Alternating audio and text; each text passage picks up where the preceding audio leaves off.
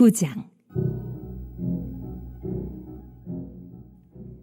이 일 후에 요단 서쪽 산지와 평지와 레바논 앞 대해 연안에 있는 헷 사람과 아모리 사람과 가나안 사람과 브리스 사람과 히위 사람과 여부수 사람의 모든 왕들이 이 일을 듣고 모여서 일심으로 여호수아와 이스라엘에 맞서서 싸우려 하더라. 기브온 주민들이 여호수아가 여리고와 아이에 행한 일을 듣고 꾀를 내어 사신의 모양을 꾸미되 헤어진 전대와 헤어지고 찢어져서 기운 가죽 포도주 부대를 나귀에 싣고 그 발에는 낡아서 기운 신을 신고 낡은 옷을 입고 다 마르고 곰팡이가 난 떡을 준비하고 그들이 길갈 진영으로 가서 여호수아에게 이르러 그와 이스라엘 사람들에게 이르되 우리는 먼 나라에서 왔나이다. 이제 우리와 조약을 맺읍시다. 하니 이스라엘 사람들이 히위 사람에게 이르되 너희가 우리 가운데 거주하는 듯하니 우리가 어떻게 너희와 조약을 맺을 수 있으랴? 하나 그들이 여호수아에게 이르되 우리는 당신의 종들이니이다. 하매 여호수아가 그들에게 묻되 너희는 누구며 어디서 왔느냐? 하니 그들이 여호수아에게 대답하되 종들은 당신의 하나님 여호와의 이름으로 말미암아 심히 먼 나라에서 왔사오니 이는 우리가 그의 소문과 그가 애굽에서 행하신 모든 일을 들으며 또 그가 요단 동쪽에 있는 아모리 사람의 두 왕들 곧 헤스본 왕 시혼과 아스다롯에 있는 바산 왕 옥에게 행하신 모든 일을 들었음이니이다. 그러므로 우리 장로들과 우리나라의 모든 주민이 우리에게 말하여 이르되 너희는 여행할 양식을 손에 가지고 가서 그들을 만나서 그들에게 이르기를 우리는 당신들의 종들이니 이제 우리와 조약을 맺읍시다 하라 하였나이다. 우리의 이 떡은 우리가 당신들에게로 오려고 떠나던 날에 우리들의 집에서 아직도 뜨거운 것을 양식으로 가지고 왔으나 보소서 이제 말랐고 곰팡이가 났으며 또 우리가 포도주를 담은 이 가죽 부대도 새 것이었으나 찢어지게 되었으며 우리의 이 옷과 신도 여행이 매우 길었으므로 낡아졌나이다. 한지라 우리가 그들의 양식을 취하고는 어떻게 할지를 여호와께 묻지 아니하고 여호수아가 곧 그들과 화친하여 그들을 살리리라는 조약을 맺고 회중 족장들이 그들에게 맹세하였더라.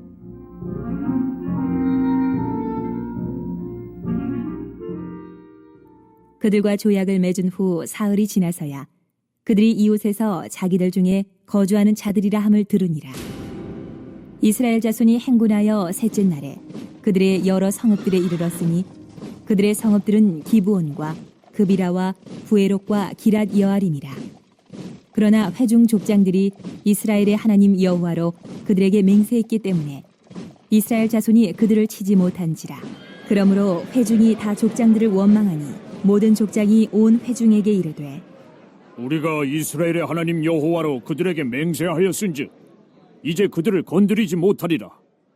우리가 그들에게 맹세한 맹약으로 말미암아 진노가 우리에게 임할까 하노니 이렇게 행하여 그들을 살리리라. 하고 무리에게 이르되 그들을 살리라. 하니 족장들이 그들에게 이른 대로 그들이 온 회중을 위하여 나무를 패며 물을 깃는 자가 되었더라. 여호수아가 그들을 불러다가 말하여 이르되 너희가 우리 가운데 거주하면서 어찌하여 심히 먼 곳에서 왔다고 하여 우리를 속였느냐?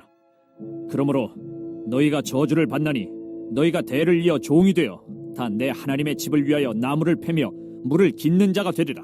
하니 그들이 여호수아에게 대답하여 이르되 당신의 하나님 여호와께서 그의 종 모세에게 명령하사 이 땅을 다 당신들에게 주고 이 땅의 모든 주민을 당신들 앞에서 멸하라 하신 것이 당신의 종들에게 분명히 들림으로 당신들로 말미암아 우리의 목숨을 잃을까 심히 두려워하여 이같이 하였나이다. 보소서 이제 우리가 당신의 손에 있으니 당신의 의향에 좋고 옳은 대로 우리에게 행하소서. 한지라. 여호수아가 곧 그대로 그들에게 행하여 그들을 이스라엘 자손의 손에서 건져서 죽이지 못하게 하니라. 그날에 여호수아가 그들을 여호와께서 택하신 곳에서 회중을 위하여 여호와의 제단을 위하여 나무를 패며 물을 깃는 자들로 삼았더니 오늘까지 이르니라. 여호수아 9장 말씀을 오늘 보도록 하겠습니다. 40년 동안의 광야 생활을 마치고 이제 여리고 성부터 시작해서 요단 이제 건너편에 있는 하나하나 이제 성들을 점령을 하면서 이제 하나님의 이제 전쟁이 시작이 되게 되는데요. 이제 두 개의 점령 사건이 나오게 되죠. 여리고성 그리고 아이성인데 여리고성은 하나님의 말씀대로 철저하게 순종하여서 그 거대한 여리고성도 하나님의 은혜로 잘 정복하게 됩니다. 아이성에서도 물론 뭐 잠시 순종하지 않아서 잠시 뭐 조금 패배는 있었지만 또 거기도 은혜롭게 잘 정복하게 됩니다. 자, 이 소식들이 이제 가나안 땅에 이제 쭉 퍼지게 되었고 1절, 2절 말씀에 보니까 1절, 2절 한번 읽어볼까요? 시작. 이 일부에 요단 서쪽 산지와 평지와 레바논 앞 대해 연안에 있는 헷 사람과 아모리 사람과 가나안 사람과 브리스 사람과 히위 사람과 여부스 사람의 모든 왕들이 이 일을 듣고 모여서 일심으로 여호수아와 이스라엘에 맞서서 싸우려 하니라. 가나안의 이제 부족들이 다 이제 연맹을 해가지고 이스라엘 사람들과 이제 싸우려고 한 겁니다. 연합군을 이제 만든 거예요. 이러다가 우리 이제 큰일 나겠다. 여리고성도 무너지고 아이성도 무너지고 이제 차례차례 다 무너지게 되는구나. 이래서 위기 의식을 느끼고 이 사람들이 이제 다 연합해서 한꺼번에 한번 전쟁을 하려고 이렇게 한 거예요. 자, 그런데 이제 우리 3절 말씀을 보니까 오늘 이제 이 기브온 족속이라는 이 사람들과 같이 이 사람들에 관한 이야기인데요. 기브온 주민들 이렇게 되어 있고요. 7절 말씀에 보면은 히위 사람들이라고 같은 말입니다. 이제 가나안의 7부족 중에 요 한 부족 히위 족속들 기브온 족속 하여튼 뭐 이 사람들이 꾀를 내 가지고 자기의 행색을 굉장히 초라하게 만든 거예요. 그래서 먼 나라에서 온 것처럼 자기들은 이제 가나안 땅에 살지 않고 먼 나라에서 온 것처럼 낡아빠지고 여기저기 기운 자국 있는 포도주 자루를 하나 준비를 하고 그리고 그 안에는 딱딱한 또 곰팡이 나는 그 빵 같은 거, 떡 같은 걸 딱 집어넣어 놓고 그리고는 자기는 이 가나안 땅에 사는 그런 족속이 아니고 멀리서 온 소문 듣고 온 사람들인데 화친을 맺자. 하나님의 명령은 가나안 땅에 있는 이 족속들을 다 몰아내라고 한 거 아니겠어요? 근데 자기는 가나안에 사는 사람들이 아니고 멀리서 온 먼 나라에 사는 사람들인데 이 소문 듣고 우리 먼 나라까지는 공격하지 말아라. 이런 화친을 맺으려고 온 것처럼 속인 거죠.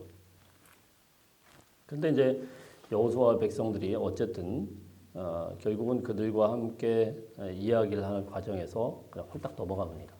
그래서 이 속임수에 넘어가 버려요.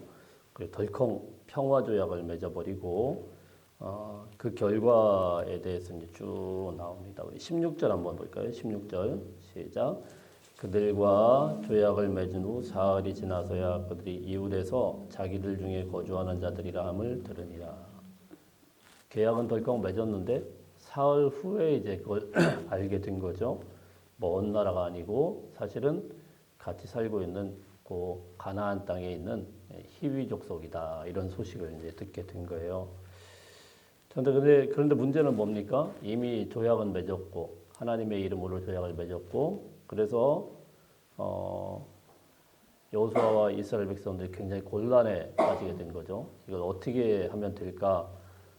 그러다가 여호수아와 족장들이 이제 결론을 내린 것은 무엇이냐면은 목숨은 살려주되 너희는 너희가 이제 우리를 속이려고 하는 것들도 있고 그러니까 평생 그 국가 노예가 돼가지고 우리의 노예가 돼서 물론 뭐 애굽의 뭐 이런 뭐 노예들처럼 뭐 학대를 당하고 이렇지는 않겠지만 할 일이 많겠죠. 그 중에서 나무를 패며 물 깃는 자로 삼았다 이렇게 이야기합니다. 27절 한번 읽어볼까요? 27절 시작. 그날에 여호수아가 그들을 여호와께서 택하신 곳에서 회중을 위하여 여호와의 제단을 위하여 나무를 빼며 물을 깃는 자들로 삼았더니 오늘까지 이르니라.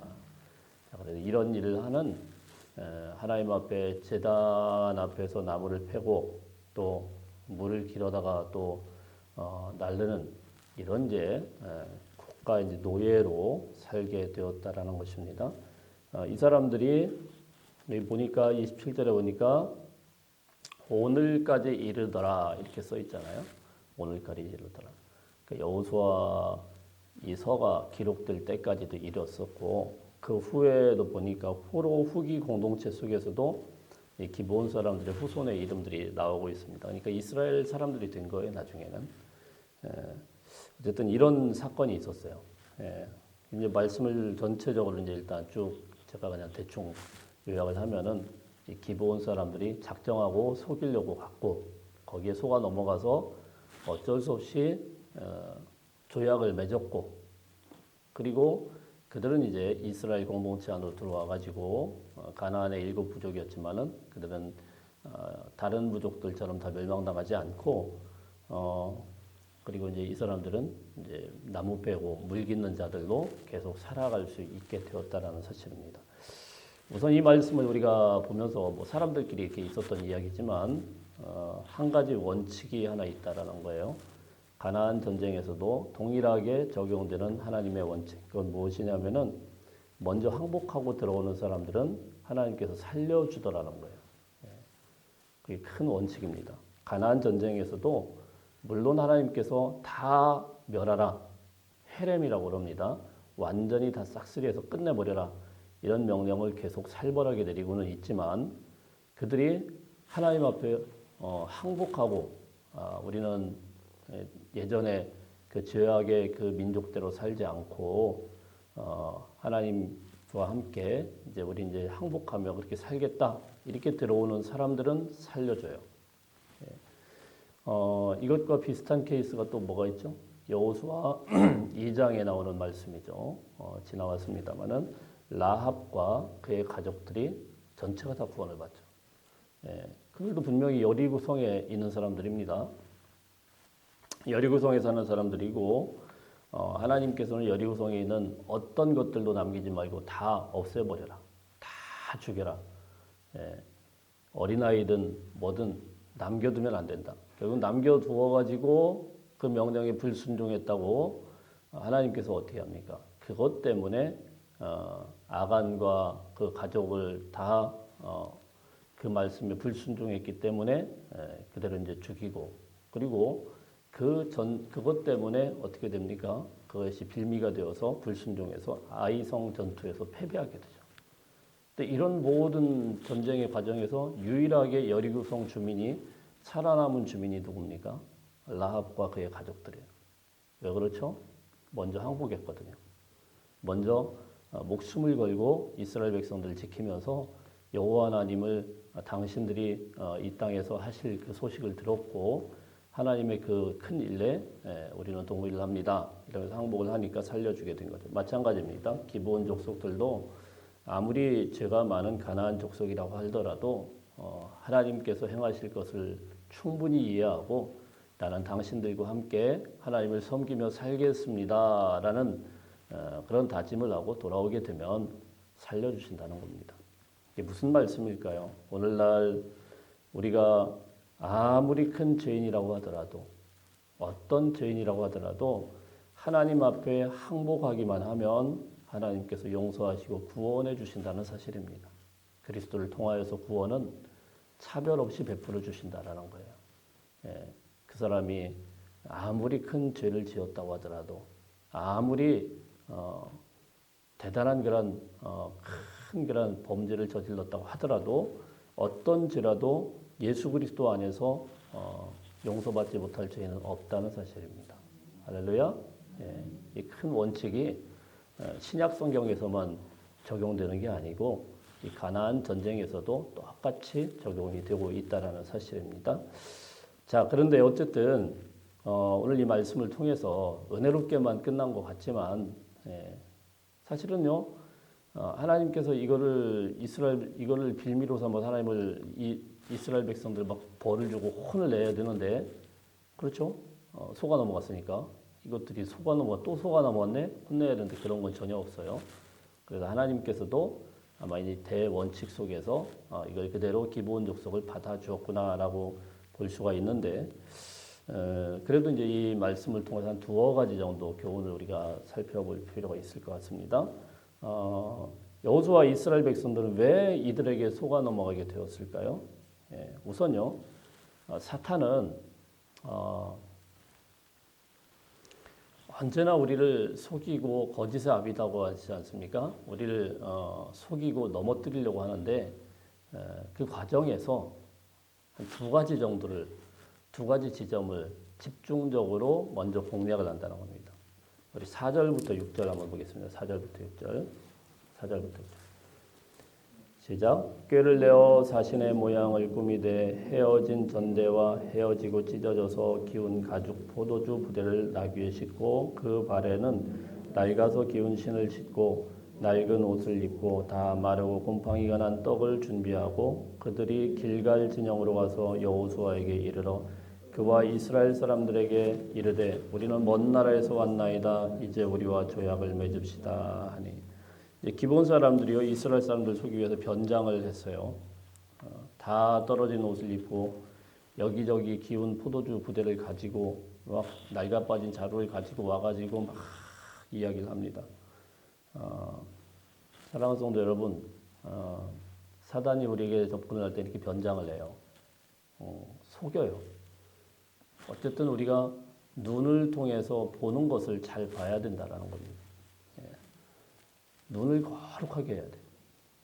어떤 사람은요, TV 키면서 막 욕을 합니다. TV 키고는 이상한 거 보면서 저 몹쓸 사람들 뭐 이런 욕을 합니다. 꺼버리면 됩니다. 왜 그렇게 욕을 하고 있어요? 그 TV 꺼버리면 되는 걸 이렇게 쳐다보면서 이렇게 하면서 저 그냥 못됐다고 보는 순간 우리 말도 험해지고요. 마음이 자꾸 거기에 동하는 거예요. 꺼버리면 되는 거예요. 사탄은 항상 그런 것들로 유혹을 한다라는 것입니다. 하나님 그런데 사탄만 그런 게 아니고 하나님께서 우리에게 비전을 주실 때도 똑같이 보여주십니다. 창세기 13장 말씀에 보면은 하나님께서 아브라함에게 나타나셔서 무슨 말씀을 하시냐면은 너는 눈을 들어 너 있는 곳에서 동서남북을 바라보라. 보이는 땅을 내가 내 자손에게 주리니 영원히 이르리라. 하나님 먼저 보여주세요. 출애굽기 3장 말씀에서도 마찬가지입니다. 모세를 만나서 하나님께서 하신 장면은 말씀만 주신 것이 아니고 보여주셨죠. 희한한 광경을 불 속에서 하나님이 말씀을 하실 때 그 불붙은 떨기나무의 형상으로 임하시면서 보여주시죠. 그리고는 하나님께서 말씀을 하십니다. 모세야 내 신을 벗어라. 내가 선 곳은 거룩한 곳이다. 하나님께서 이렇게 보여주신다라는 거예요. 성경 말씀에 보면은 그런 장면들이 계속 나옵니다.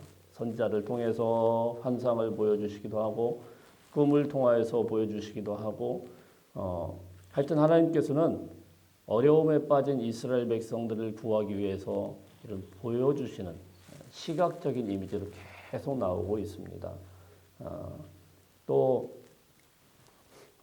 사단도 똑같이 그런 전략을 펼친다라는 사실을 알아야 됩니다. 창세기 3장 말씀에 보면 어때요? 뱀이 나타나서 하와를 유혹할 때 거기 보면은 이런 말이 나옵니다. 하와가 선악과를 딱 보는 순간 보죠. 보암직도 하고 먹음직도 하고 지혜롭게 하고 탐스럽게 하고 보는 순간 마음이 동요하기 시작하는 거예요. 다윗은 아주 잘 나가고 있었어요. 그러다가 사무엘 11장 말씀에 보면은 다윗이 무엇 때문에 일생일대 큰 범죄를 저지릅니까? 봐서 그래요.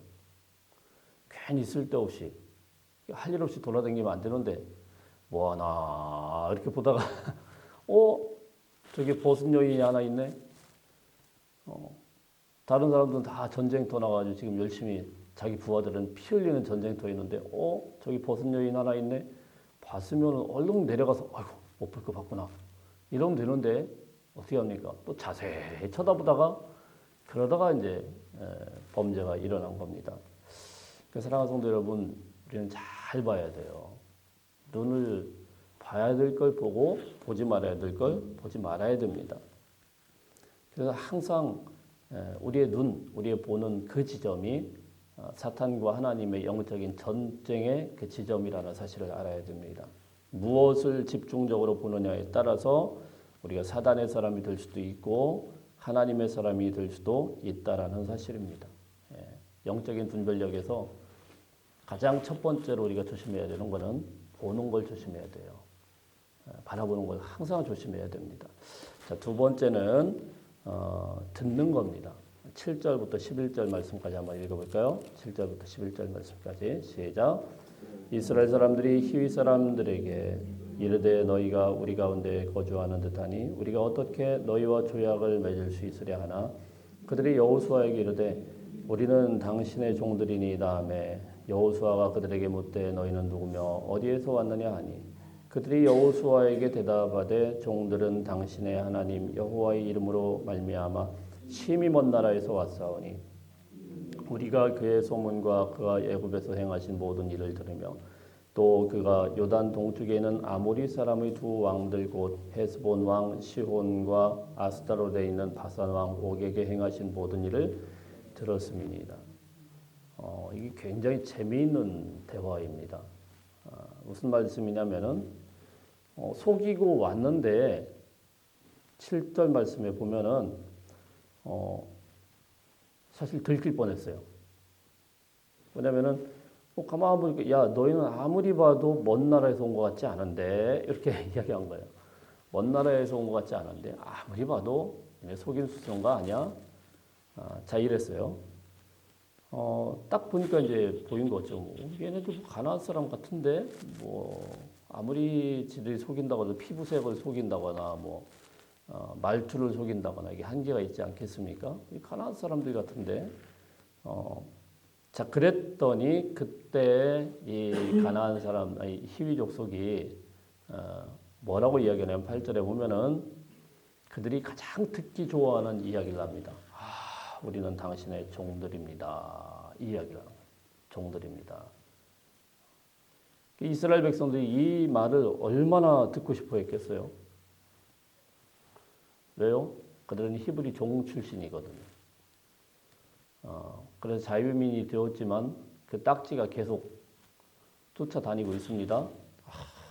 우리는 종들 출신인데 근데 다른 족속이 와가지고 우리가 당신 종입니다. 이 이야기를 하니까 어깨가 올라갈까요? 내려갈까요? 우쩍 올라가죠. 드디어 우리에게도 종들이 생기는구나. 얼마나 듣고 싶었겠어요? 이런 말을 슬쩍 흘린다는 거예요. 사단이 우리에게 할 때는 우리가 듣고 싶어하는 말이 무엇인지를 너무 잘 알아요. 거기다 쓱 놓으면은 그냥 미끼를 덥석 무는 순간 이제 끌고 가는 겁니다. 자, 그 말을 듣고 나서 여호수아가 말이 아주 굉장히 부드러워집니다. 그래? 야, 니들 우리 속이는 거 아니야? 이러다가 그래? 뭐라고 하는지 한번 들어보긴 하자. 자, 이렇게 이야기를 하니까 이 말이요. 굉장히 이 사람들이 철저하게 이 모든 수를 준비해 왔다라는 걸 알 수가 있습니다. 9절, 10절을 다시 한번 자세히 보시면은 뭐라고 되어 있냐면은 이들이 소개를 하는데 뭐라고 얘기하냐면 우리는 심히 먼 나라에서 왔습니다. 그리고 여호와에 대한 소식을 다 들었습니다. 그런데 어디까지만 들어요? 요단 동편에 있는 소식까지만 이야기합니다. 요단 동편. 지금 요단강을 건넌 그 후부터는 얘기가 없어요. 사실은 다 알겠죠. 근데 그 후부터는 얘기가 없어요. 왜냐면 거기는 가나안 땅 사람들은 알지만 먼 나라 사람들은 아직 소식이 안 들어간 것처럼 이야기를 하는 거예요. 그래서 가만 들어보니까 이 사람들 먼 나라에서 온 게 맞구나. 듣다 보면은 넘어가게 되는 거예요. 예. 여러분 그러니까 이단들도 마찬가지 아닙니까? 이단들도요. 처음부터 막 자기들이 막 그런 거 이야기하지 않습니다. 처음에는 슬쩍 우리가 듣고 싶은 이야기예요.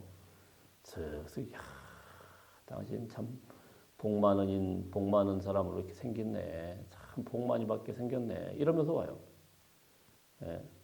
제가 학교 다닐 때 대순진리에 넘어간 친구가 하나 있었는데 교회도 열심히 다니고 뭐 피아노 반주도 하고 뭐 이런 친구가 넘어갔습니다. 어떻게 하나 봤더니 야 너는 참 복 많이 받게 생겼는데 이러면서 이제 끌고 가니까 어이구 복 받아야지 이러다가 가가지고 그 앞에서 복 받으려고 하면은 이러면서 슬쩍슬쩍 하니까 그냥 넘어가 버리는 거예요. 언젠가부터 이거 시내를 다녔더니 분명히 후배인데 도를 아십니까? 이러면서 다니고 있더라고. 이놈이 왜 이러고 다니나? 그러고 넘어간 거예요. 여러분 칭찬 많이 해주고 또 사람들한테 아주 좋다고 하고 이런 미끼를 던질 때 조심해야 돼요. 저 사람은 나를 어떻게 이렇게 칭찬을 잘해줄까? 다른 사람들은 다 인정도 안 하는데 목사님은 한 번도 칭찬을 안 하는데 근데 저 사람은 만나자마자부터 이렇게 칭찬을 많이 하네. 이렇게 딱 넘어가는 순간 이제 얘기가 시작되면은 미끼를 덥석 물게 되면은 그러면은 이제 끌려가는 겁니다. 말로는 절대 못 이겨요. 왜요? 치밀하게 준비하고 오고 있거든요. 수를 다 계산을 해서 아주 철두철미하게 준비를 해온 거예요. 우리는 먼 나라에서 왔다. 그래서 너희들에 대한 소식을 다 알고는 있는데 요 요단강 건너편에 있는 이 소식은 의심의 안개를 싹 걷어버리는 거예요. 그러니까는 그대로 넘어가 버리는 거죠. 그래서 사랑하는 성도 여러분, 사람들을 말로 이기려고 하면 안 됩니다. 그러니까 우리가 하나님 앞에 분별력을 위해서 기도해야 돼요. 분별력이 생기도록. 주님, 영적으로 잘 분별하여서 볼 거를 보고 들을 거를 듣도록 하십시오. 그리고 끊어낼 건 끊어낼 수 있는 지혜를 주옵소서. 그렇게 하나님 앞에 분별을 구하는 사람들이 지혜로운 사람인 줄로 믿습니다. 그래서 이 사람들이 제일 큰 문제가 무엇이었냐면 왜 이렇게 속아 넘어가냐면 14절, 15절 읽고 오늘 마무리합니다. 14절, 15절 시작. 무리가 그들의 양식을 취하고는 어떻게 할지를 여호와께 묻지 아니하고 여호수아가 곧 그들과 같이 나여 그들을 살리리라는 조약을 맺고 회중 족장들이 그들에게 맹세하였더라. 왜 넘어갔습니까? 하나님 앞에 묻지 아니하고 여호와께 물어야 되는데 금방도 아이성 전투에서 그런 걸 신나게 당해놓고도 여호와께 묻지를 않아요. 이게 이스라엘 백성들의 모습이고 우리의 모습입니다. 항상 넘어지는 거는 하나님 앞에 지혜 구하지 않았을 때 그때 넘어집니다. 저도 마찬가지고 우리 성도님들도 마찬가지입니다. 잘 나가다 넘어질 때는 항상 나 자신을 의심해야 돼요. 나는 언제든지 넘어질 수 있다. 저도 이렇게 어리버리해 보이지는 않죠? 근데 어리버리하게 넘어갈 때가 있습니다. 계속 그냥 사람들하고 얘기하다가 그 사람 얘기하다가 이렇게 그러다 보면 넘어가요.